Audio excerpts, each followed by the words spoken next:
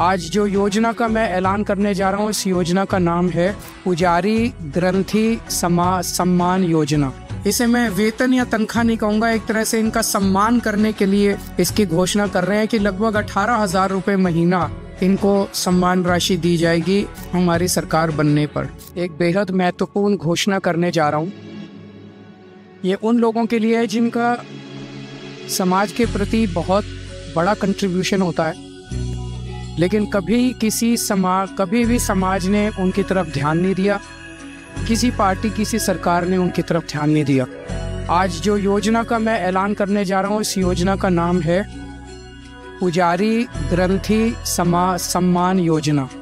इस योजना के तहत मंदिरों में भगवान की पूजा करने वाले लोगों को पूजा करवाने वाले पुजारियों को और गुरुद्वारे में ग्रंथियों को हर महीने सम्मान राशि देने का प्रावधान है।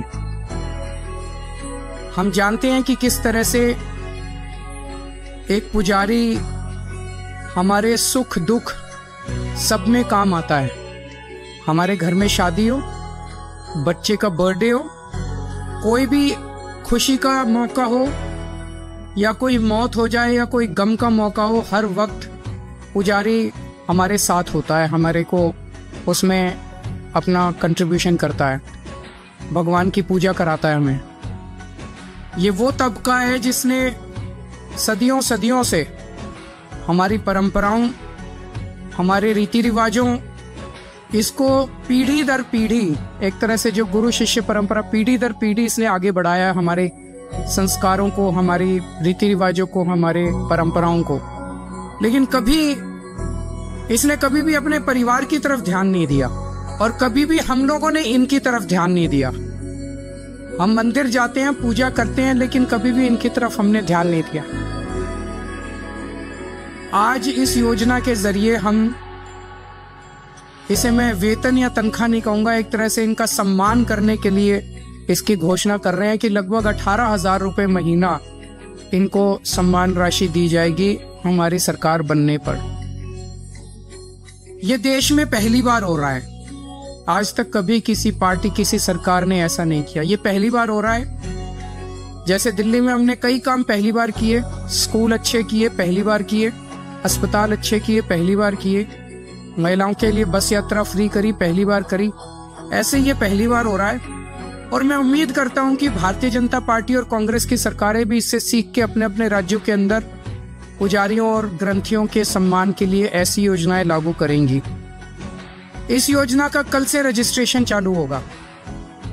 कल इस योजना का रजिस्ट्रेशन एक तरह से शुभारंभ करने के लिए मैं कनॉट प्लेस के हनुमान मंदिर जाऊंगा और वहां के पुजारियों का रजिस्ट्रेशन करके आऊंगा और उसके बाद दिल्ली के सभी मंदिरों और गुरुद्वारों में हमारे एमएलएज, हमारे कैंडिडेट्स, हमारे कार्यकर्ता पुजारियों का और ग्रंथियों का रजिस्ट्रेशन कल से फिर मेरे आरंभ करने के बाद पूरे दिल्ली के अंदर इसका रजिस्ट्रेशन चालू होगा।